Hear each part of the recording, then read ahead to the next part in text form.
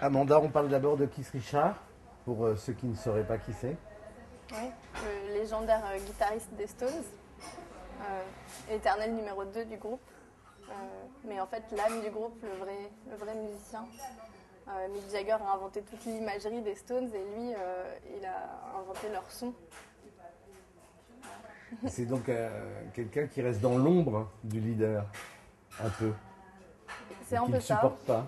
Et en même temps. Et qu'il aime aussi. Et qu'il aime aussi. C'est comme un vieux couple.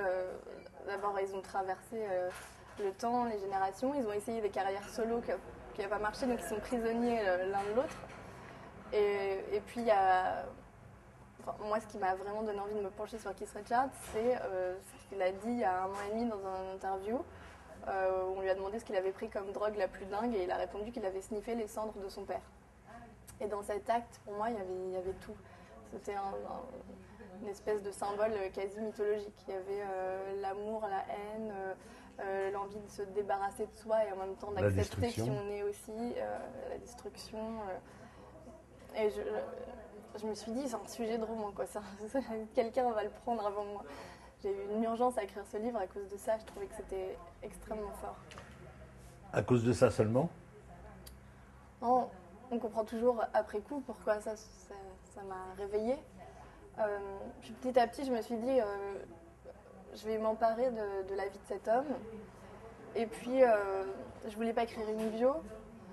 Je voulais écrire un roman. Je voulais me donner le droit d'inventer des choses. Et puis, j'avais aussi envie d'écrire au féminin.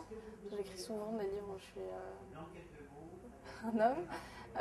Il y avait déjà cette problématique dans Le Vieux Juif blonde, où cette espèce de souffrance. Il y a un côté alien chez vous, c'est-à-dire vous rentrez, vous adorez ça, vous rentrez dans la peau de quelqu'un, mais au lieu, parce que ça c'est un procédé littéraire qu'on a beaucoup vu, mais ce que vous êtes en train de créer, je ne sais pas si ce sera un genre, c'est quelque chose qui reste totalement polyphonique, c'est-à-dire qu'à la fois vous rentrez dans le corps d'un homme, et pas n'importe quel corps, pas n'importe quel homme, mais en même temps vous restez femme et vous restez vous-même.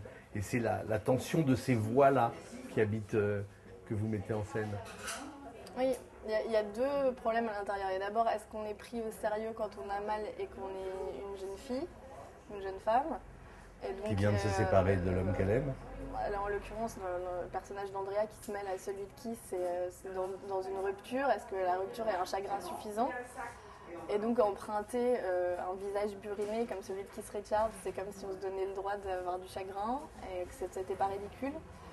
Et il y a aussi cette envie de parler des sentiments humains, peu importe le corps qui les véhicule. Notre rock aura cette force de contenir un cri, une urgence qui le différencie du reste du paysage. Et la drogue viendra entretenir cette douleur que j'ai en moi, l'hypertrophier. Je me suis charcuté pour créer, je me suis mis en danger pour créer mieux. À quoi bon le bonheur ? On a joué la liberté. C'est Keith Richards qui parle ou c'est Amanda Ster ? C'est un peu les deux. Moi, j'ai pas eu le courage de me droguer. Non, il y a toujours cette question qu'on se pose quand on est auteur. Est-ce qu'on va chercher le chagrin ?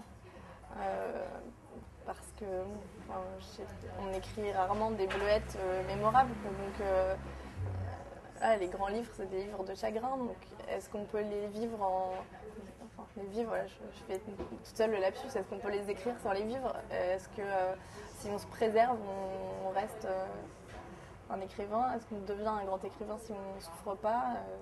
Alors, il faut toujours se méfier de la tentation, de la douleur qu'on va chercher. Et de l'instrumentaliser. Bien sûr, et les Stones, ils ont fait que ça, quoi. Donc, ils sont toujours mis en danger et ils ont... je lisais une interview où Keith Richards disait qu'il ne pouvait pas... les moments où il était sobre, c'était bizarre pour lui, parce que sa réalité, c'est la drogue. Donc, un décalage total. Merci.